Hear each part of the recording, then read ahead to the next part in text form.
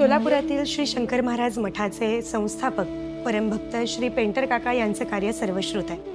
Painter काकांना जवळजवळ 2 दशकं शंकर महाराजांचा सहवास लाभला आणि सोलापुरातील या मठामध्ये अशाच काही दुर्मिळ आठवणी आणि अनुभव जशाच्या तशा जतन केल्या गेलेल्या आहेत.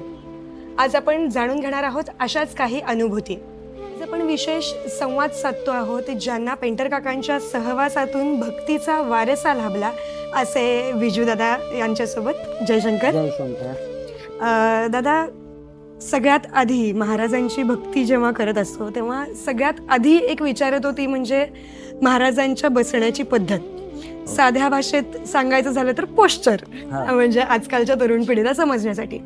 तर त्या पोश्चर मागं काय रहस्य आहे किंवा त्या बसण्यामागचं काय वैशिष्ट्य आहे हे जाणून घ्यायला सर्वात आधी आवडेल.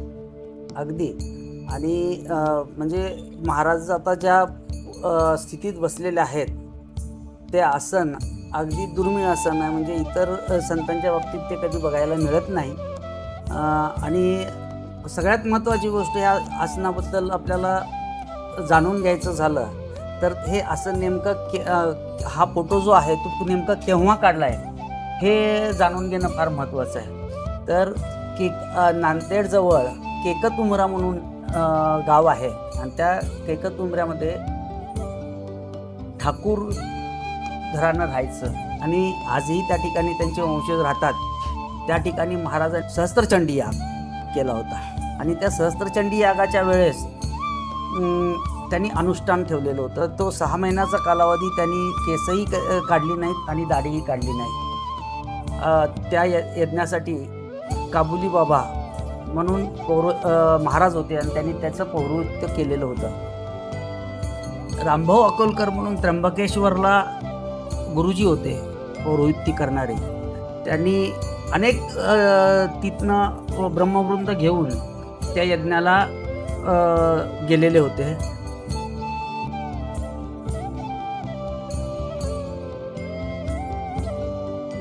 अशा अनेक ब्रह्मवृंदांच्या पौरोहित्याखाली तो यज्ञ झालेला होता आणि त्यावेळेस महाराजांनी गॉगल घातलेला होता आणि ते गॉगल घातल्यानंतर सोलापूरवरून जे काही भक्त मंडळी गेली होती त्यांना काही भक्तांना चरणावर मस्तक ठेवून नमस्कार करायची सवय असते. काही जणांना डोळ्याकडे पाहून नमस्कार करायची सवय असते.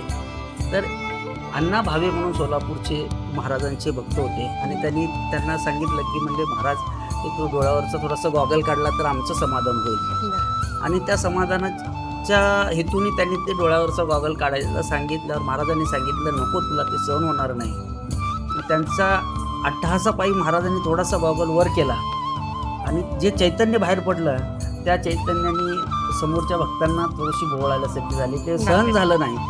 त्यामुळं परत तो गॉगल महाराजांनी घातला आणि त्यावेळेस महाराज घातल्यानंतर जो पहिल्यांदा फोटो काढला गेला तो थोडासा उग्र स्वरूपाचा आहे. महाराजांचे जो डोळा आहे तो असं उग्र स्वरूपात बघतानाचा आहे. आणि आता जो आपण हा फोटो पाहतोय हे थोडंसं 15 मिनिटानंतर महाराजांची स्थिती शांत झाल्यानंतरचा तो फोटो आहे. आणि प्रत्येक कुठल्याही यज्ञामध्ये यती स्वागत किंवा यती पूजन म्हणून असतं आणि त्या यती पूजनाला महाराजांनी ह्या स्थितीमध्ये महाराज बसले आणि महाराजांची पाद्यपूजा वगैरे झाली आणि हाच फोटो सर्वत्र प्रसिद्ध झाला. आणि शंकर महाराज म्हणजे ह्याच बैठकीत शंकर महाराज लोकांना ओळखू येऊ लागले. आता ह्या बैठकीचं महत्त्व काय किंवा या बैठकीच्या आतमधलं जे काही आपण म्हणतो गूढ रहस्य आहे ते आपण बघूयात. ब्रह्म प्रकटले जय जय शंकर नमामि शंकर. अंतापुरी हे ब्रह्म प्रकटले जय जय शंकर नमामि शंकर. ब्रह्म प्रकटले नाद उमटले जय जय शंकर नमामि शंकर. परब्रह्मात आहे शंकर जय जय शंकर नमामि शंकर. मठामध्ये ह्या नांदे शंकर जय जय शंकर नमामि शंकर. भक्तवत्सला भोळा शंकर जय जय शंकर नमामि शंकर. भक्तगणांच्या हृदयी शंकर जय जय शंकर नमामि शंकर. स्वामी सुत हा दत्त दिगंबर जय जय नटेश्वराचे रूप भयंकर अंतर आत्मा आहे शंकर परमात्मा ही सद्गुरु शंकर ब्रह्मा विष्णु तोची शुभंकर मृदेश्वराचा मंत्र चिरंतर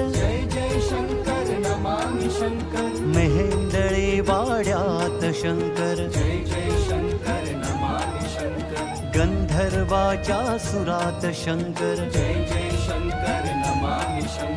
भक्तगणांच्या भजनी शंकर रुद्रकरांच्या निवासी शंकर क्षणात गिरिनारीने तो शंकर विटेवर ही आता आपण महाराजांची बैठक बघितली आणि महाराजांच्या भजनांमध्ये किंवा कुठेही ओंकार स्वरूप असं शब्द वापरला जातो आणि ते ओंकार स्वरूप काय आहे ते या साधारणतः या बैठकीवरून आपल्याला लक्षात येतं. हे या बैठकीचं वैशिष्ट्य आहे, ह्या आसनाचं वैशिष्ट्य आहे आणि म्हणूनच महाराजांना ओंकाराची बीज देखील